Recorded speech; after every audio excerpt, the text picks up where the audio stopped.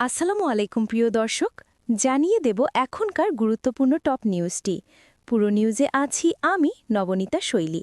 এবার বিস্তারিত খবর। চাঁদপুর শহরের পুরো কবরস্থানে বাক্সের ভেতরে রেখে যাওয়া এক নবজাতককে ঘিরে যে চাঞ্চল্য তৈরি হয়েছিল, তার সঙ্গে যুক্ত এক ব্যক্তিকে আটক করেছে জেলা গোয়েন্দা পুলিশ। আটক ব্যক্তির নাম ফারুক হোসেন গাজী, বয়স ৪৫ বছর। তিনি চাঁদপুর শহরে তালতলার একটি বেসরকারি হাসপাতালের ওয়ার্ড বয় হিসেবে কর্মরত ছিলেন এবং ফরিদগঞ্জ উপজেলার বাসিন্দা। পুলিশ ও স্থানীয় সূত্রে জানা যায়, গত রোববার দুপুরে অজ্ঞাত পরিচয় এক যুবক নবজাতকটিকে মৃত ভেবে কবরস্থানে দাফনের জন্য দিয়ে যান।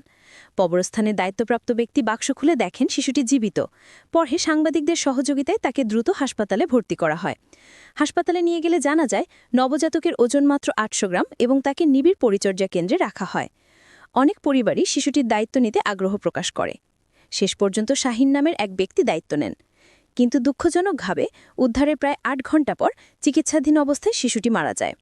ঘটনার পর পুলিশ সুপারের নির্দেশে জেলা গোয়েন্দা শাখার একটি দল শহরের বিভিন্ন স্থানের সিসিটিভি ফুটেজ বিশ্লেষণ করে নবজাতককে রেখে যাওয়া ব্যক্তিকে শনাক্ত করে।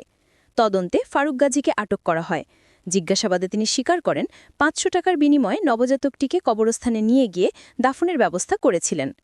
পুলিশ জানিয়েছে, এ ঘটনায় আরও যারা জড়িত রয়েছে তাদের খুঁজে বের করতে অভিযান অব্যাহত আছে এবং পরবর্তী আইনগত ব্যবস্থা গ্রহণ করা হচ্ছে। প্রিয় দর্শক, এই ছিল এখনকার গুরুত্বপূর্ণ নিউজ। আরও গুরুত্বপূর্ণ নিউজ নিয়ে ফিরছি কিছুক্ষণের মধ্যে। নিউজগুলো সবার আগে দেখার জন্য এই চ্যানেলটি সাবস্ক্রাইব করতে ভুলবেন না। ধন্যবাদ।